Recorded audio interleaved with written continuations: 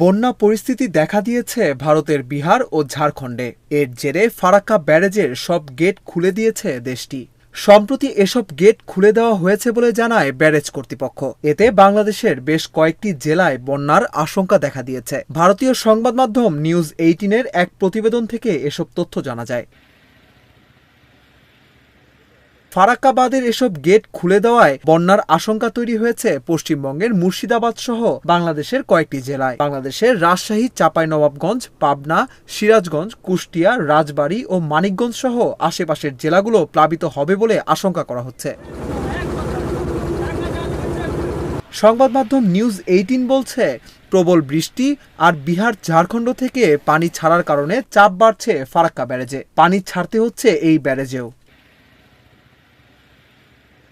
ফারাক্কা বাঁধ প্রকল্পের একটি সূত্রের বরাতে সংবাদ মাধ্যম নিউজ 18 বলছে, বিহার ও ঝাড়খণ্ডে বিপুল পরিমাণ বৃষ্টি হওয়ায় এবং ফারাক্কা বাঁধ প্রকল্পের পানির স্তর বৃদ্ধি পাওয়ায় সব গেট খুলে দেওয়া হয়েছে। যে পরিমাণ পানি আসছে সেই পরিমাণ ছাড়া হয়েছে। ইতিমধ্যেই বিপদসীমা অতিক্রম করেছে। ফারাক্কা ব্যারেজে পানি ধরে রাখার ক্ষমতা নেই, ফলে ছাড়তে বাধ্য হচ্ছে তারা। পানি না ছাড়া হলে ফারাক্কা ব্যারেজ ক্ষতিগ্রস্ত হওয়ার আশঙ্কা রয়েছে।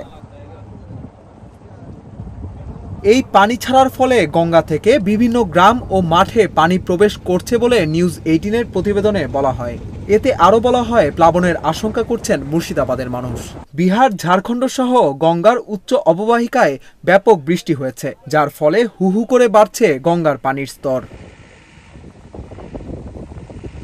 জানা যায়, ফারাক্কা ব্যারেজের আপস্ট্রিমে পানি ধারণ ক্ষমতা 26.24 মিটার, বিপদসীমা 22.25 মিটার এবং সতর্কসীমা 21.25 মিটার। ইতিমধ্যে আপস্ট্রিমের ধারণ ক্ষমতা অতিক্রম করায় শনিবার থেকে খুলে দেওয়া হয়েছে অধিকাংশ গেট।